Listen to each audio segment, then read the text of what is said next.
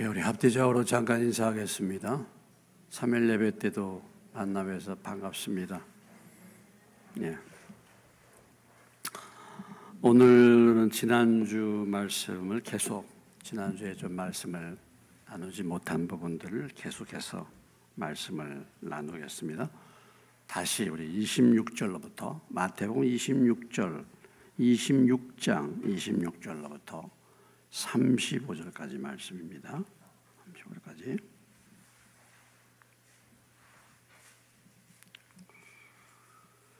그들이 먹을 때 예수께서 떡을 가지사 축복하시고 떼어 제자들에게 주시며 이르시되 받아서 먹으라 이것은 내 몸이니라 하시고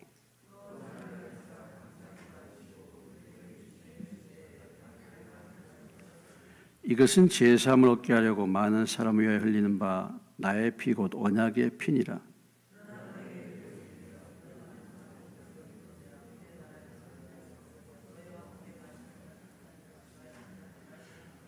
이에 그들이 찬미하고 감람산으로 나아가니라.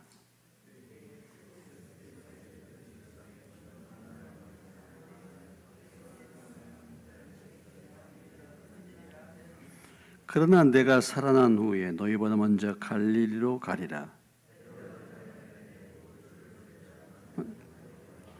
예수께서 이르시되 내가 진실로 내게 이르노니 오늘 밤 닭 울기 전에 내가 3번 나를 부인하리라. 베드로가 이르되 내가 주와 함께 죽을지언정 주를 부인하지 않겠나이다 하고 모든 제자도 그와 같이 말하니라.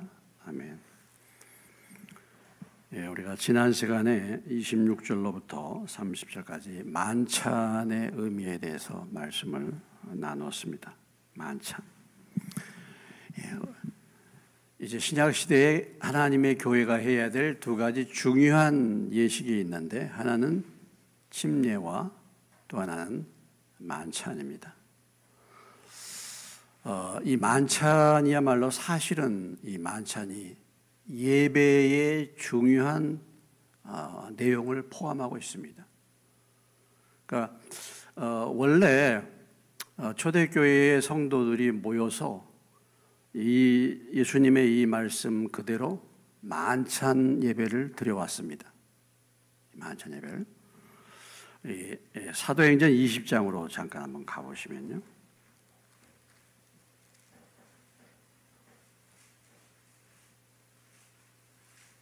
사도행전 20장 7절에 가보시면은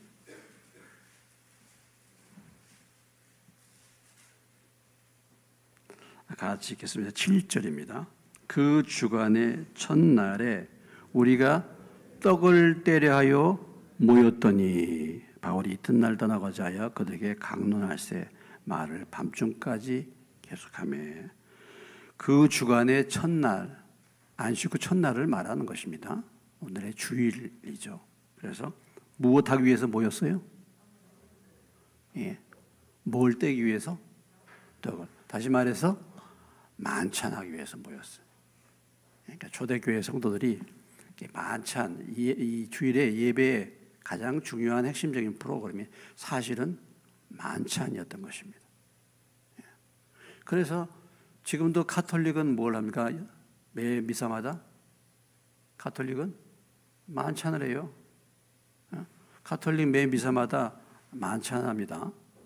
그래서 신부 이렇게 나오면 하나씩 입에다 넣어주죠.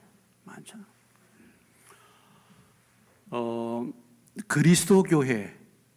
그리스도교회라는 교회가 있습니다. 그리스도파죠. 그 그리스도교회도 매주마다 만찬을 행합니다. 매주마다 만찬. 형제교회라는 교회가 있습니다. 우리나라에 전국에 한 100여 개의 교회가 있어요. 이 형제교회도 매주마다 만찬 예배를 드려요. 제가 선교단체에 있을 때 매주마다 우리는 만찬 예배를 드렸어요. 매주마다. 사실은 이 만찬을 제정하시고 또 초대교회 성도들이 모여서 만찬 예배를 드리고 이것이 사실은 하나님의 말씀에 대해서 순종하고 이것이 교회 역사 대대로 내려온 것이죠. 그런데 이제 이게 내려오다가 문제가 생겼습니다. 문제가 무엇입니까? 예. 이게 규모가 커지다 보니까 참 만찬하기가 어려운 거예요. 만찬하기 어렵고. 그리고 또 이 만찬은 아무나 참석하는 게 아니잖아. 교회에 보면은 이 회중 가운데 안 믿는 사람들이 얼마나 많이 있습니까? 만찬을 다 참여할 수가 없는 거죠. 이런 문제들이 생긴 것입니다.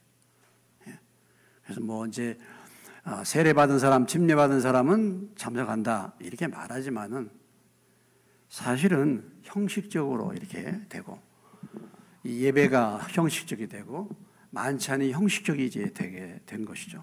그래서 많은 개신교회에서는 이제 요즘에는 1년에 2차례 만찬을 하게 됩니다. 부활절과 성탄절 2차례. 그렇게 이제 만찬 예배가 굉장히 줄어들었습니다. 줄어드는.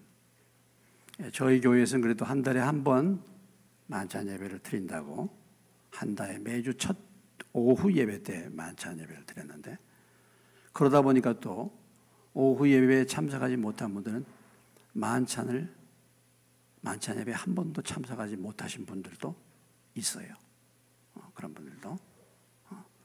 그러나 이 만찬, 우리가 이 만찬을 하지 못한다 할지라도 이 만찬을 통해서 하나님이 말씀하시는 그 모든 예배의 내용이 이 만찬 안에 다 포함이 되어 있고 우리가 드리는 이 주일 예배가 비록 만찬을 하지 못한다 할지라도 이런 의미를 우리가 묵상하면서 예배에 참여해야 된다라는 것이죠. 첫 번째 메시지는 무엇이었습니까? 그것은 연합이었습니다. 연합. 참여한다. 연합한다. 그러니까 만찬의 의미는 뭐라고요? 연합하는 것입니다. 우리가 뭐예요? 누구와 함께 연합하는 것입니까? 주님과 함께. 주님의 몸을 떡으로 먹음으로 인해서 우리가 주님과 함께 연합하는 것입니다. 연합하는 것. 근데 이 연합이 주님과 우리만의 연합이 아니라 사실은 이 만찬에 참여한 모든 성도들과의 연합을 또한 의미하고 있어요. 그래서 떡이 뭡니까? 떡이 몇 개입니까? 떡이 하나. 그리고 그 떡에서 떡을 떼어서 이렇게 나누는 거잖아요. 우리는 뭐예요? 그 몸에 뭐예요? 지체. 그래서 우리는 몸의 지체. 그래서 우리가 떡을 나눔으로 인해서 주님과 연합될 뿐만 아니라 우리가 한 공동체의 일원이라는 것, 공동체의 지체라는 것. 그래서 성도들과의 연합도 의미해주고 있는 거예요. 그러니까 자, 교회는 나왔는데 만찬에 참여하지 않는 교인들은 남의 식구 같아, 남의 식구. 그렇죠? 우리 몸의 지체가 아니야. 남의 식구 같단 말이죠.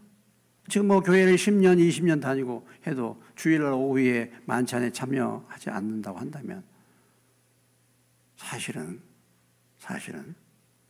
우리가 떡을 나눔으로 인해서 우리가 한 형제, 한 몸의 형제임을 나타내고 있는데 그런 부분에 있어서 사실은 불순종하고 있다라고 말할 수 있는 것이죠. 그래서 첫째의 의미가 뭐예요? 연합입니다. 우리가 예배 드릴 때 비록 만찬을 하지 않는다 할지라도 우리가 예배 때 예배를 드리면서 주님과 연합하는 거 아니겠습니까? 또 우리가 예배를 참여하면서 공동체에 참여하고 있는 모든 교회 지체들과 연합을 말하는 것이죠. 연합하는 것입니다. 그래서 예배를 드릴 때 형제들 중에 원망 들을 만한 일이 있는 줄 생각나거든 제물을 제단 앞에 두고 먼저 가서 뭐예요? 사과하고 화해하고 와서 예배 드리라. 그게 무엇을 말합니까? 이 예배를 통해서 주님과 연합할 뿐만 아니라 지체들 간에 막힘이 없이 서로 연합해야 될 것을 말씀해 주고 있는 것이죠. 이것이 이 만찬 예배의 중요한 의미입니다. 하나는 연합이죠.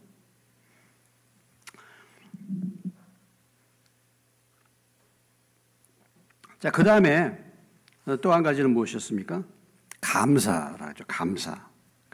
축복과 감사. 축복과 감사. 그래서 우리가 예배를 드릴 때마다 항상 뭐예요? 감사죠. 감사. 진정한 의미의 성숙한 성도는 늘 감사하는 성도죠. 감사하는 성도입니다. 여러분, 탐심이란 게 뭡니까? 탐욕이란 게 뭐예요? 욕심이란 게 뭡니까? 예? 탐심이 뭐예요? 탐심이 남들이 타고 있는 차보다 내가 더 좋은 차를 타고 싶어. 남들이 살고 있는 집보다 더 좋은 집에서 살고 싶어. 난 돈을 더 많이 벌고 싶어. 이게 탐심이 아니에요. 탐심은 뭐냐면 하나님이 내게 주신 것에 대해서 감사하지 않는 게 탐심이에요. 하나님이 내게 주신 것에 대해서 만족하지 않는 게 그게 탐심이에요. 예? 자, 이스라엘 백성들이 광야를 갑니다. 광야에서 하나님이 무엇 주셨습니까? 무엇을 내려주셨습니까? 예? 만나. 그런데 그 만나에 대해서 불평하는 거야. 이게 탐심이야. 광야에서는 하나님이 뭘 주셨어? 만나. 오늘 하루 먹고 없어질 만나. 그 한 끼가 하나님이 주신 거라면 그것으로 감사하는 것이 이것이 하나님 안에서 감사하는 삶이에요. 그런데 남들과 비교해. 비교하는 거야. 그래서 더 많이 갖고 싶어 하는 거야. 내게 주신 것으로 내가 감사하고 만족하지 못한 게 이게 뭐냐면 탐심이에요. 탐심. 아니, 지금 현재 내 형편에서 하나님이 내게 주신 것이 내 수입이 100만 원이야. 한 달에. 그럼 그것으로 감사하는 거예요. 그런데 늘 다른 사람 걸 보는 거야. 그러니까 만족이 안 되니까 이스라엘 백성들이 뭐 했습니까? 뭘 생각했습니까? 과거에 애굽에서 먹던 뭐야? 마늘, 파, 부추. 이거 생각하고 있는 거야. 하나님이 지금 만나를 주셨는데 여기에 감사하고 만족하지 못하고 옛날에 먹었던 거. 다른 사람들이 사는 거, 다른 사람들이 버는 수입, 이런 것에 대해서 나도 저랬으면 하고 만족하지 못하는 거야. 이게 탐심이에요. 탐심이 막 대단한 뭘 막 해서, 큰 집을 요구하고 많은 돈을 요구, 이것만이 탐심이 아니라 현재 주어진 삶에서 하나님이 현재 내게 주셨어. 옛날에 제가 목회했을 때는 아무것도 없었습니다. 아무것도 없었어요. 그래도 그렇게 살아왔잖아.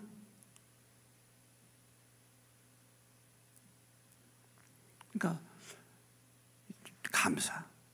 그래서 우리가 예배 드릴 때 항상 뭐예요? 예배 드릴 때 하나님 앞에 무엇으로 나갑니까? 시편에 보면 감사함으로 그 궁전에 들어가서 감사. 그래서 우리가 예배 드릴 때 뭐예요? 감사가 회복되는 거죠. 감사. 다른 모든 것이 없어도 주께서 내게 베푸신 구원의 은혜에 대해서 감사. 할렐루야. 아무것도 없어도 그게 감사하는 거예요. 그 예배의 중요한 그 내용이 연합. 그 다음에 또 뭐예요? 감사. 그 다음에 또 이 만찬을 통해서 주님이 우리에게 말씀하신 것이 무엇이었습니까? 그 단어가 기념이라고 말했습니다. 기념. 그렇죠? 기념이었습니다.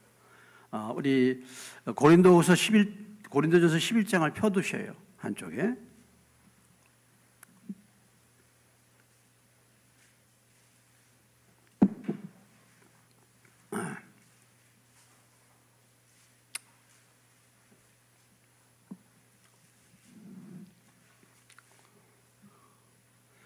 고린도전서 11장 24절에도 보면은 기념하라 하시고 또 25절에도 어떤 단어가 나옵니까?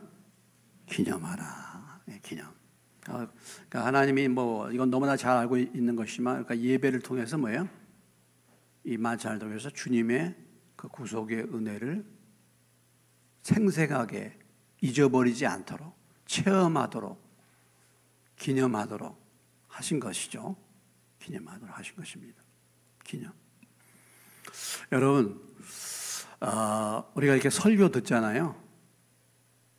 설교 시간에 제대로 듣습니까, 여러분? 시작부터 좋으신 분들이 계셔. 근데 설교 시간에 제대로 들어도요, 1시간 뒤면은 반을 잊어버립니다. 얼마를 잊어버려? 반을 잊어버려. 절반을. 이것이 사람마다 차이가 있겠죠? 저문을 나서자마자 다 잊어버린 사람도 있어요. 예? 나서자마자. 한번 저 바깥에서 한번 기다려서 물어봐야 돼. 오늘 설교에 뭐 듣고 나왔나? 예? 점검해봐, 다. 가서 물어봐요. 한 사람 나가셔가지고 오늘 뭐 들었냐? 다 잊어버릴 수 있어요. 근데 1시간이면 반 잊어버린대. 근데 하루가 지나면요, 다 잊어버린대요. 다 잊어버려. 그러니까 여러분들이 설교를 들어도 제대로 기억을. 그러니까 그렇게 말씀을 들어도 그렇게 사는 거예요, 그게. 그러니까 이 말씀을, 들은 말씀을 말하는 게 필요해요, 서로 나누는 게 필요해요. 우리가 목장 예배나 이런 게 왜 필요하면 그 말씀을, 들은 말씀을 말로 고백하는 거예요. 말하는 게 필요해요. 또 받은 은혜를 다른 사람하고 나누는 게 필요해요. 그래서 그 들은 말씀을 내가 말하면 그게 뭐예요? 더 내 마음 가운데 새기게 됩니다. 새기게 돼요. 말로 하면. 제가 이제 영어를 옛날에는 그래도 영어를 좀 했는데 지금은 영어를 다 잊어버려서 다. 그전에 네이션 샤나 있을 때는 그래도 뭐 이렇게 대화하고 하는 데는 전혀 문제가 없이 이렇게 했는데 지금 다 잊어버렸어요. 안 쓰니까. 잊어버려. 자꾸 말을 해야 되는데 다 잊어버려. 지금은 우리말도 생각이 안 나. 우리말도 잘 생각이 안 나. 그래서 설교하다가 생각이 안 나. 설교하다가. 그전에 뭐가 생각이 안 났더라. 그래가지고, 설교하는데 생각이 안 나는 거예요. 생각이 안 나.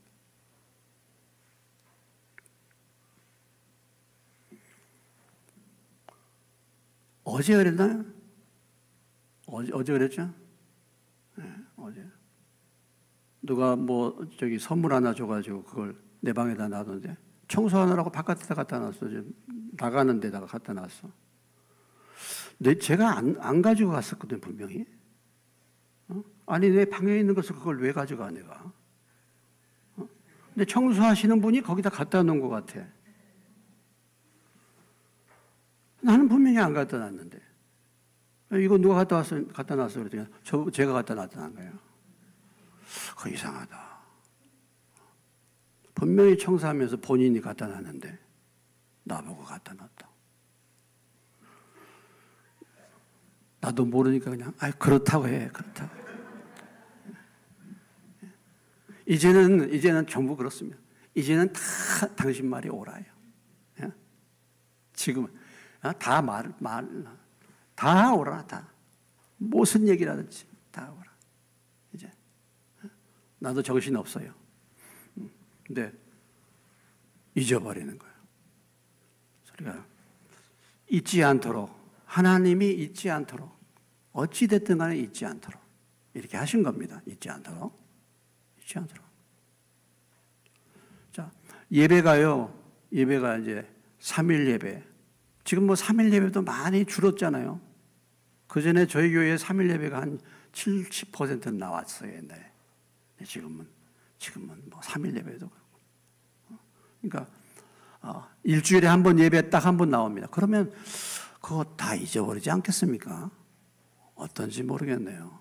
하나님의 은혜를 잘 기억하나 모르겠습니다. 세상에서 살면서 세상에 그냥 뉴스, 세상의 연속국, 세상 사람들의 얘기, 별별 것들이 다 들어오는데 그 얘기 듣고 일주일에 한 번 딱 가서 한 번 예배 1시간 드리고 그리고 하나님의 말씀이 내 마음 가운데 살아서 하나님의 은혜가 내 마음 가운데 살아서 내 삶에 영향을 미칠까 과연 궁금해요. 그래가지고 신앙생활, 그래가지고 믿음으로 말씀으로 살 수가 있나? 살기 어렵죠. 어찌됐든 간에 기억하도록 잊어버리지 않도록. 잊어버리지 않도록. 그래서 과거를 현재로 재생시키는 거. 이것이 만찬 예배입니다. 만찬 예배예요. 그래서 우리가 이 예배를 통해서 참 하나님의 은혜를 기억하는 거잖아요. 하나님의 은혜를 기억하는. 자, 그 다음에 지난번에 이제 우리가 나누지 못했던 부분입니다. 고린도서 11장 26절 같이 읽겠습니다. 시작. 너희가 이 떡을 먹으며 이 잔을 마실 때마다 주의 죽으심을 그가 오실 때까지 전하는 것이니라. 자, 우리가 이 만찬에 참여하면서 주님이 우리에게 주시는 메시지가 뭡니까? 주의 죽으심. 다시 말해서 뭐예요? 복음을 전하는 것. 복음에 대한 사명감을 새롭게 하는 것입니다. 내가 예수님이 나를 위해서 십자가에 몸을 찢기시고 피 흘려 죽으셔서 나를 살리기 위해서 이 떡과 잔을 주셨으니, 이 생명을 내게 주셨으니 내가 이 생명을 받은 나도 주의 죽으심을 전해야 되겠다. 이 사명감을 예배 때마다 받는 거예요. 그래서 우리가 이 예배를 통해서 그냥 은혜만 받는다 이게 아니고 사명감을 새롭게 하는 것입니다. 사명감을.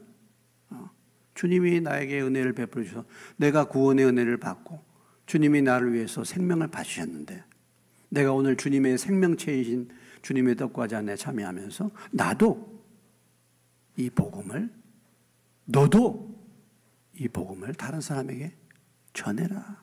이 말씀을 주시는 거예요. 그래서 이 예배 시간에 그 사명감을 새롭게 하는 것입니다. 이것이 예배의 진정으로 참여하는 거예요. 그것을 말하는 것입니다. 또 한 가지는 26절 주의 죽으심을 그가 뭐예요? 언제까지? 그가 오실 때까지. 우리 이 예배를 통해서 주의 오심을 사모하는 거예요. 주님의 오심을 기대하는 것입니다. 주님이 오십니다. 할렐루야.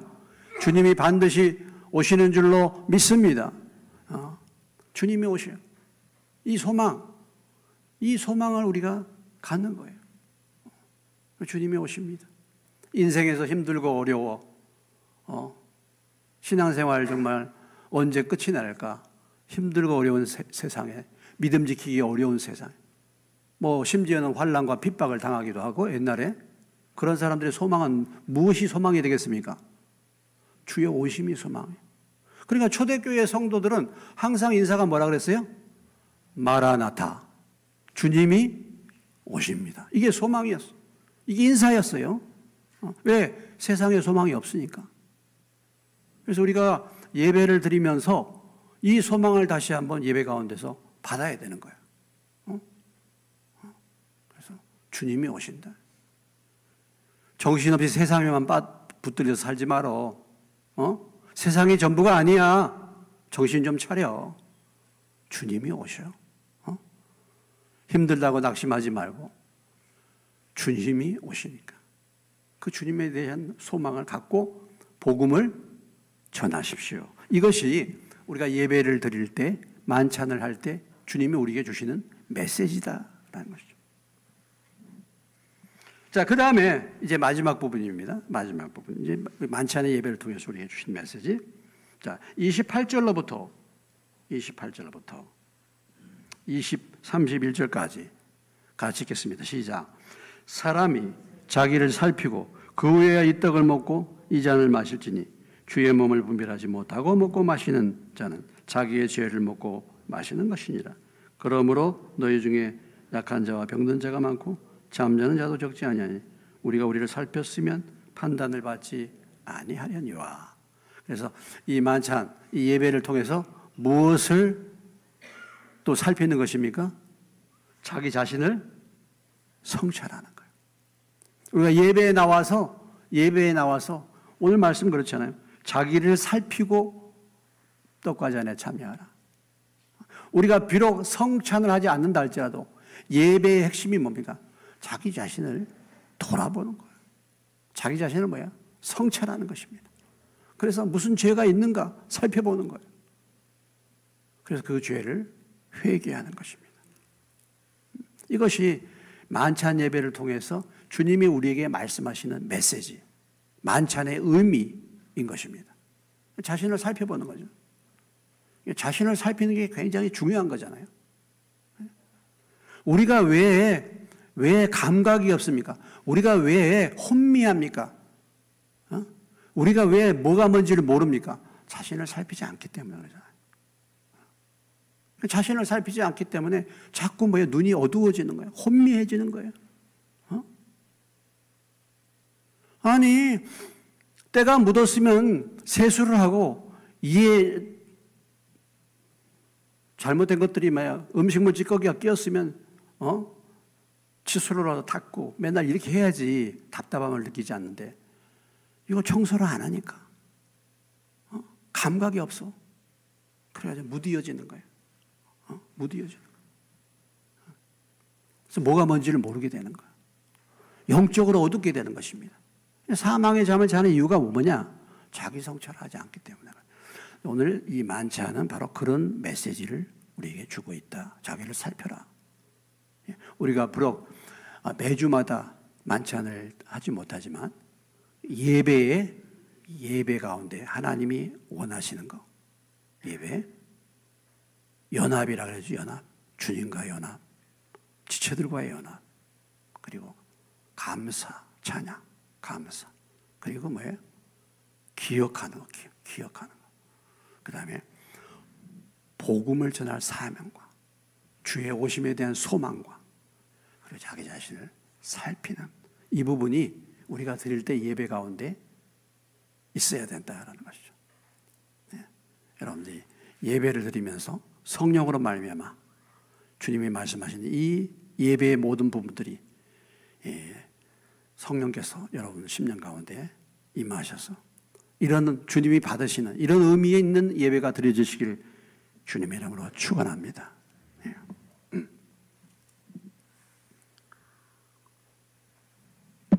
자, 그러시고 이제 감람산으로 제자들과 함께 가셨습니다.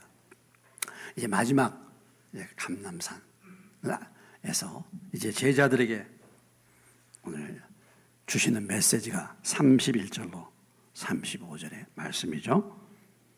제자들이 나를 부인할 것이다 라는 말씀입니다. 자, 31절. 그때에 예수께서 제자들에게 이르시되 오늘 밤에 너희가 다 나를 버리리라. 기록된 바 내가 목자를 치리니 양의 떼가 흩어지리라 하였느니라. 예수님이 제자들이 다 오늘 저녁에 다 자기를 배반하고 떠난다. 이것을 지금 이제 제자들에게 예언하고 있어요.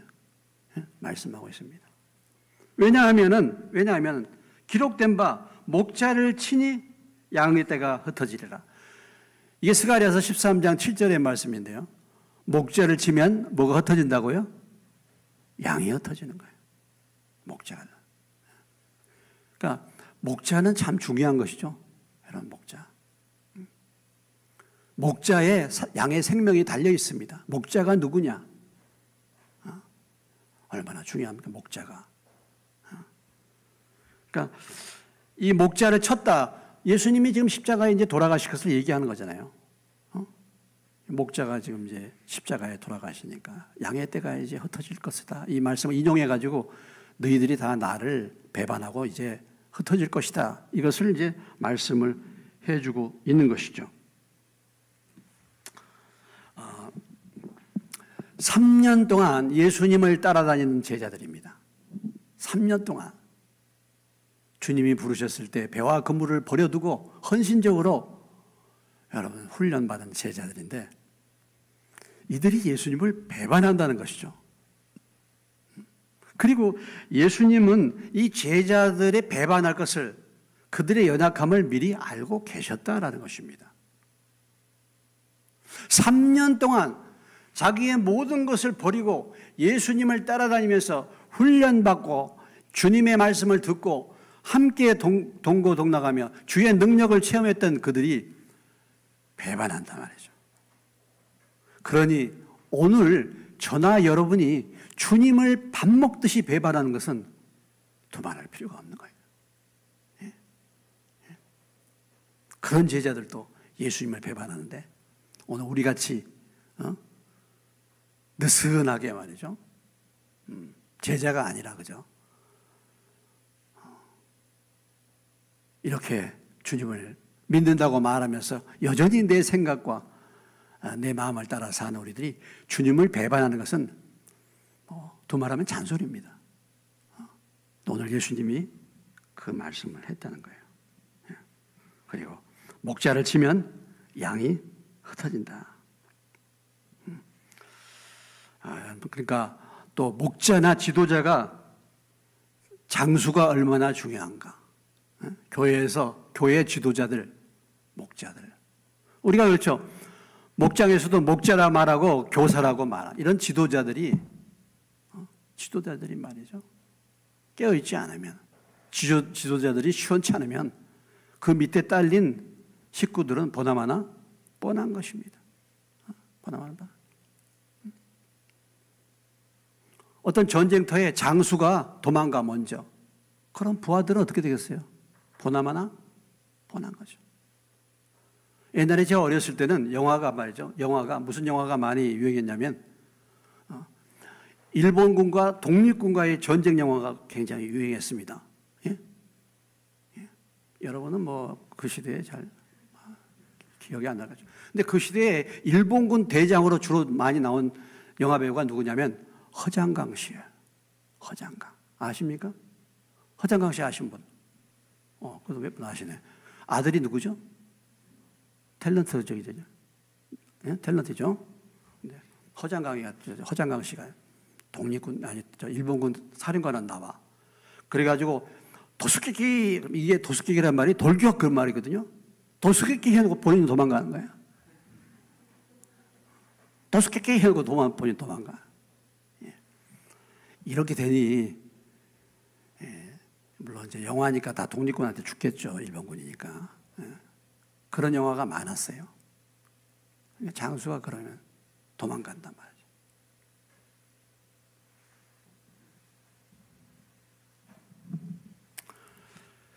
이 나라의 여러분 위정자들 한번 보세요. 나라의 지도자들 보세요. 요즘 국회의원들 보세요. 야 정말 요즘 국회의원들은 이건 정말 감이 안 되는 거예요.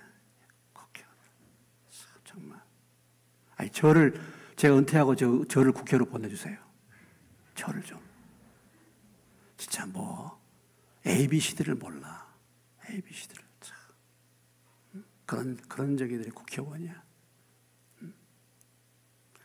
나라의 지도자들이 그러니 이 나라가 어떻게 되겠는가? 걱정 안 됩니까, 여러분? 예? 걱정이 안 돼요. 교회의 목사와 장로, 목사와 지도자들이 어때요? 정신을 차려야지.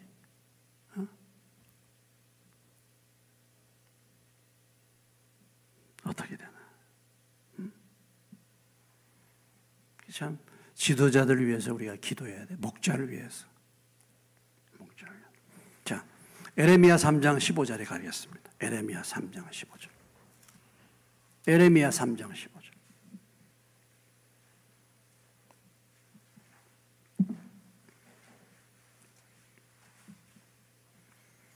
(1054페이지) 찾으셨습니까? 3장 15절 같이 읽겠습니다. 시작. 내가 또 내 마음에 합한 목자들을 너에게 주리니 그들이 뭐예요? 지식과 명철로 너희를 양육하리라. 하나님 마음에 합한 목자. 하나님 마음에. 그런 목자. 하나님 마음에 합한, 하나님 마음에 꼭 드는 목자 이런 거예요. 하나님 마음을 그대로 따르는 목자. 그런 목자를 너희에게 보내주겠다. 근데 그 목자는 어떻게 가르쳐요? 지식과 명철로. 하나님의 말씀을 지식과 지혜로 가르친다. 그런 사람을 보내준다 이거예요. 근데 이 지금 메시지가 에레미야가 누구에게 말하고 있습니까? 유대인들, 이스라엘 백성들, 유다 백성들에게 말하고 있는데 회개할 때에 보내준다는 거예요. 회개할 때. 돌아오라. 하나님께로 돌아오라. 돌아오라. 돌아오라. 계속 말하는 거예요. 배역한 이스라엘아 돌아오라. 내게로 돌아오라. 돌아오지 아니했다. 돌아오라. 그러면 마음이 아픈 목자를 주겠다 이거예요. 안 돌아오니까 누구를 보냈습니까? 바벨론을 보내잖아요. 돌아와야지 그런 목자를 주시지. 돌아와야지. 그러니까 앞으로 이제 우리 교회가 모르겠어요. 이제 제가 이제 뭐 여러분들한테 이제 뭐 한다고 이렇게 은퇴한다고 얘기 말씀을 드렸는데 물론 이제 누가 오시면은 뭐 제가 한 훈련을 해야 되니까 한 2년 정도 같이 훈련을 할 계획은 있습니다만 하나님이 어떻게 하실지는 모르죠. 그러나 제일 중요한 것은 무엇입니까? 여러분들의 상태에 달려 있는 거예요. 여러분들의 상태에 달려 있는 거예요. 그 상태에 딱 맞는 목자를 보내요. 지도자를. 오늘 우리 대한민국의 이 지도자들이 왜 그러냐? 대한민국 백성들이 그렇기 때문에 그런 것입니다. 오늘 교회에 왜 그러한 목회자들이 서느냐? 교회 교인들이 그렇기 때문에 그런 거예요. 교회 교인들이 그렇기 때문에 그런 것입니다. 하나님 마음에 합한 목자, 그런 목자를 구하기가 얼마나 어렵습니까? 이 시대가. 우리도 뭐 전임 사역자 구하지만요. 없어요, 없어.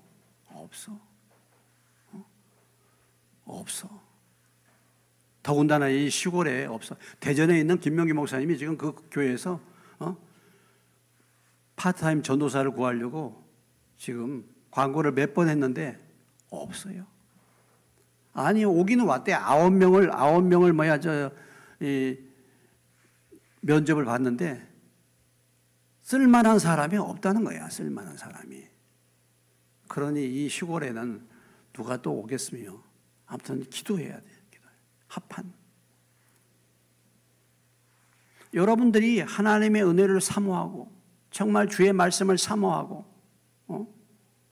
내가 정말 나에게 필요한 하나님의 말씀을 전해줄 그런 목자를 마음에 합한 목자를 주십시오라는 간절한 마음의 소원과 그것을 사모하는 마음이 있다고 한다면 하나님이 보내시겠죠.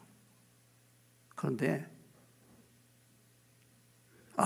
진짜 괜히 그런 사람 오면은 골치 아파.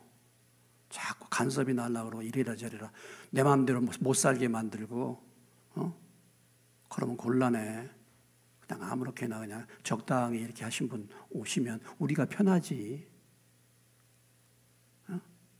여전히 세상 것 좋아하고 그러면 꼭 거기에 맞는 사람 맞는 저기를 보내주겠죠. 하나님이.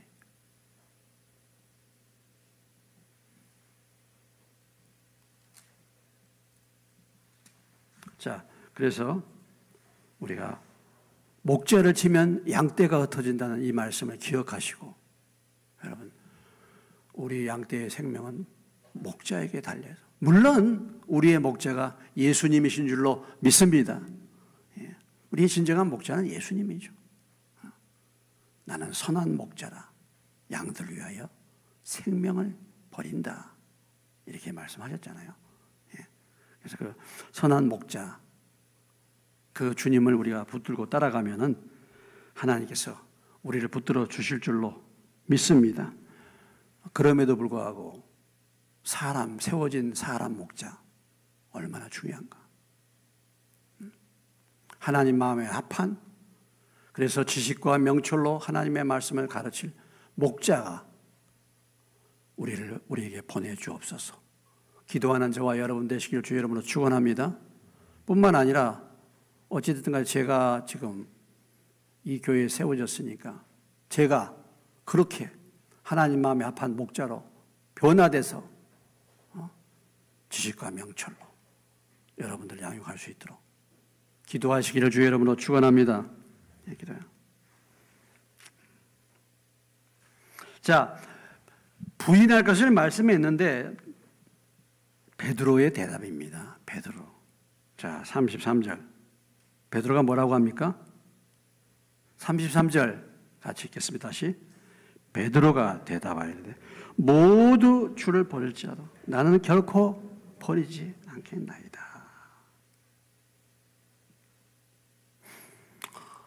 내가 닭 울기 전에 3번 부인하겠다. 예수님이 말씀하셨죠? 그런데 베드로가 또 뭐라고 얘기합니까? 내가 35절 주와 함께 죽을지언정 주를 부인하지 않겠나이다. 뭐 그럴 뿐만 아니라 제자들도 또 그렇게 말했다. 오늘 이 말씀이 이렇게 끝을 맺고 있습니다. 여러분, 자, 베드로가 이렇게 고백했던 이 고백이 베드로의 중심에서 고백한 것이겠습니까? 아니면 베드로가 한번 이런 소리를 해본 것일까요? 어떻게 생각하십니까? 예? 베드로의 이 고백은 진실한 고백일까? 아니면 한번 해본 소리일까요? 예, 진실한 고백이죠. 진실한 고백. 그런데 베드로의 문제가 뭡니까? 베드로의 문제가 뭐예요? 이렇게 자신감을 가지고 이렇게 자기 확신을 가지고 말하고 있는데 베드로의 문제가 뭐예요? 예? 베드로의 문제가 뭐예요? 자신을 모르는 거예요. 베드로의 문제가 뭐라고요? 자신을 모르는 거예요. 이거예요. 말로 고백하면 내 말이 진실하면 그대로 행하게 될 줄 알아. 우리가 그러잖아요. 어떤 사람이 말이 분명하고 자신감이 있으면 그 사람 대단한 사람으로 여기잖아요. 그건 그게 아니죠. 그 사람의 말을 볼 것이 아니라 그 사람의 말이 진실이라고 한다면 그 진실한 말은 진실한 행동으로 증명이 돼야 진실이 되는 거예요. 오늘 베드로가 말은 분명하게 진실하게 말을 했어.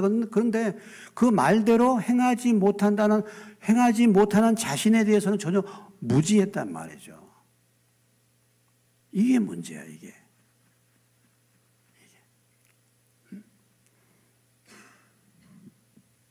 오늘 사람들이 그렇게 생각합니다. 내가 이렇게 교회에서 뭐 이렇게 하고 내가 직분이 뭐고 뭐 이렇게 하면 그렇게 사는 줄로 알아. 내 믿음의 상태가 그런 줄로 알아. 내가 뭐 아멘 하고 주여 그러면 굉장히 주님을 뜨겁게 사랑한 줄 알고 그렇게 행하는 줄 알아요. 근데 그게 아니야. 그게 아니야. 그 사람의 자신감, 그 사람의 큰 소리, 그 사람의 열심, 그것이 그 사람의 신앙을 보여주는 것이 아니다라는 것이죠. 한마디로 말해서 베드로는 인간이 얼마나 연약한가, 자신이 얼마나 연약한 존재인가를 몰랐어요. 물론 다른 제자들도 마찬가지죠. 몰랐어요. 그렇게 큰 소리 쳤지만 돌아서면 하나님을 떠날 것을 몰랐어요.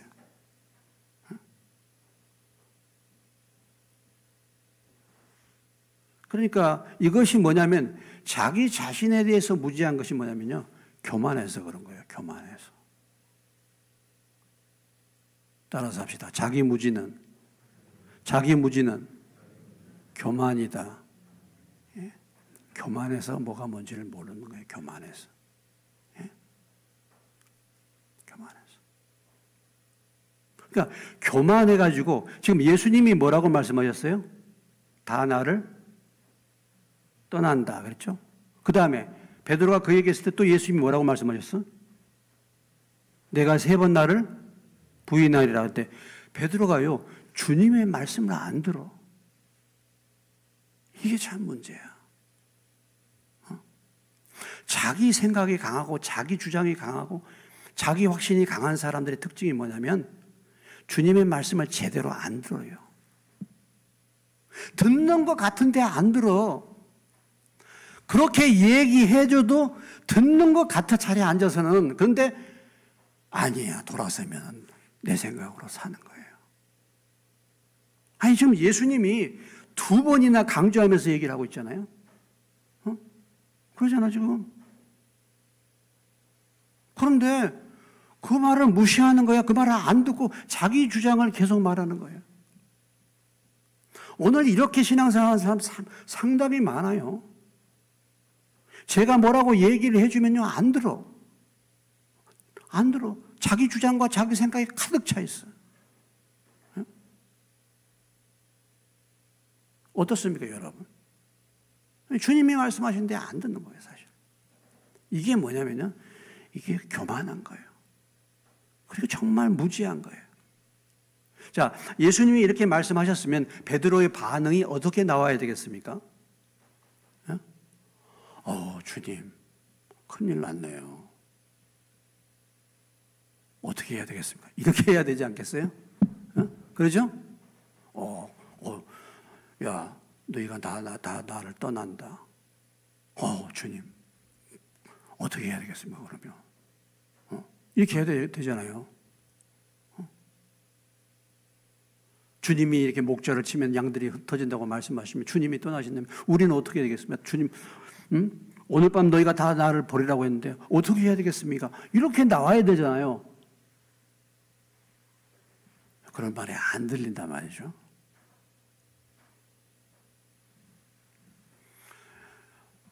우리가 여러분 복음을 제대로 깨닫고 성령이 임해서 복음을 제대로 깨달으면요, 그 첫 번째 증거가 뭔지 아십니까?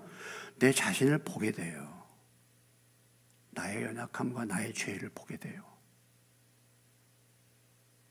이게 제대로 은혜 받은 거야. 예? 자기 주제를 보게 된다니까. 우리가 주님을 만나게 되면요, 복음을 깨닫게 되면 그렇게 돼요. 여러분, 성경에 볼 때 가장 강한 사람이 누굽니까? 굉장히 인간적으로 강한 사람이 있어요. 누굽니까? 사도 바울입니다. 바울은 강한 사람이에요. 바울은 뭐라고 얘기했습니까? 내가 율법의 의로는 뭐라고 했어요? 율법의 의로는 뭐라고? 흠이 없는 사람이라고 그랬어요. 이 율법을 지키는데 자기가 말하기를 흠이 없도록 나는 율법을 지켰다, 이렇게 말할 사람이 어디 있습니까? 성령을 받기도 전에 바울은 철두철미하게 살았던 사람이라는 것을 보여주고 있잖아요. 그렇게 강한 사람이잖아요, 바울이. 얼마나 강한 사람입니까? 그러니까 참 핍박도 그렇게 받고 그렇게 전도하는 것이 그만큼 또 강한 사람이기 때문에 그런 거예요. 그런데 바울이 예수 믿고 나서 어떻게 됐습니까? 주님을 만나고 나서 바울은 뭐라고 얘기합니까? 내가 죄인 중에 뭐라고요? 괴수다 그러죠. 내가 지극히 뭐예요? 작은 자 중에 작은 자다. 내 팔불출이야. 8달 반 만에 난 나왔어. 이런 고백이에요. 바울이 복음을 깨달으니까 자기 주제를 발견했어. 그리고 바울이 로마서 7장에서 뭐라고 얘기합니까? 오호라 나는 뭐예요? 공고한 사람이로다. 내가 과거에 율법을 철저하게 지키는 사람인 줄 알았더니 오호라 나는 공고한 사람. 내 마음으로는 하나님 뜻대로 살기를 원하지만 뭐예요? 육신은 죄 죽고 사는구나. 오호라 나는 공고한 사람이야. 이게 주제를 보게 된 거예요.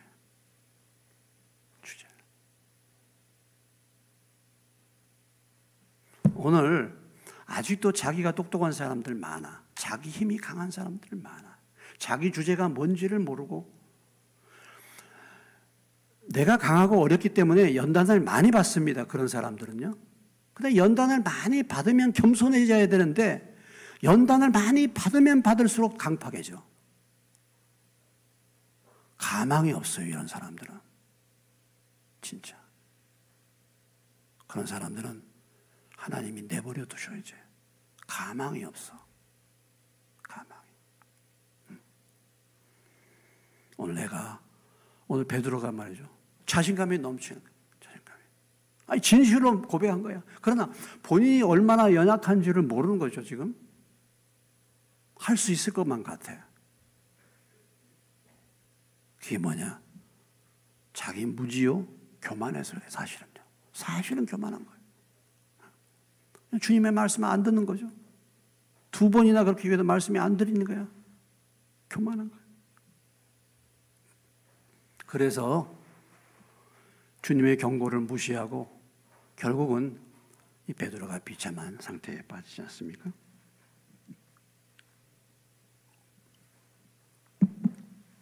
그런데 참 그래도 소망이 있어.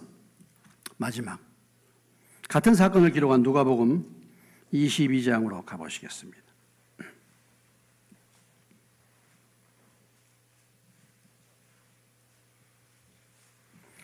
누가복음 22장 31절로 32절입니다. 찾으셨으면 같이 읽겠습니다. 시작. 시몬아 시몬아 보라, 사단이 너희를 밀가부로 다루고 요구하였으나 그러나 내가 너를 위하여 내 믿음이 떨어지지 않기를 기도하였노니 너는 돌이킨 후에 내 형제를 굳게 하라.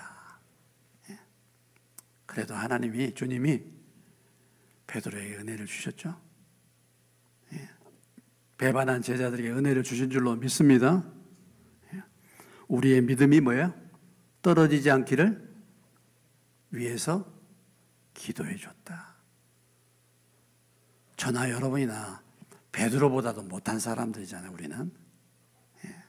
그러나 오늘 그래도 아직까지 주님 우리를 붙들어 주신, 아직까지 기회를 주신 것, 주님이 우리가 넘어졌지만 엎드러지지 않도록 주께서 저와 여러분을 위하여 우리의 믿음이 떨어지지 않도록 기도해 주셨기 때문에 오늘 저와 여러분이 이 자리에 있는 줄로 믿습니다.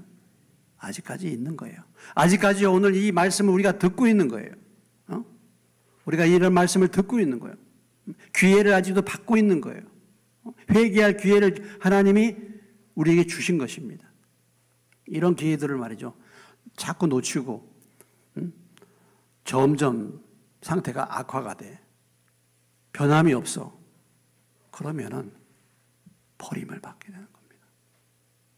하나님이 간섭하지 않게 돼요. 간섭하지 않게 돼요. 하나님이 사랑하는 자에게 징계의 매를 주신 줄로 믿습니다. 징계의 매가 사랑의 증거잖아요. 내가 내 멋대로 사는데 아무 문제가 없어. 그게 위기예요, 그게. 오늘 베드로가 부인할 것을 예수님이 예언했는데 자신감 있게, 자기 확신과 자기 무지로 인해서, 교만으로 인해서 결국은 그가 비참한 상황을 이렇게 겪게 되는데, 오늘 이 말씀도 역시 제자들에게 줄 뿐만 아니라 사실 예수님이 저와 여러분에게 주시는 말씀이에요. 너희가 이 예배를 끝나고 집에 돌아가서 생활하면 너희가 순간순간마다 나를 배반하게 될 거야. 순간순간마다 나를 떠날 거야. 하고 말씀하시는 거예요. 그때 내 힘으로 할 수 있어 이렇게 하지 말고 겸손하게 날마다 주님의 은혜를 구할 수 있는 저와 여러분 되시기를 주님의 이름으로 축원합니다.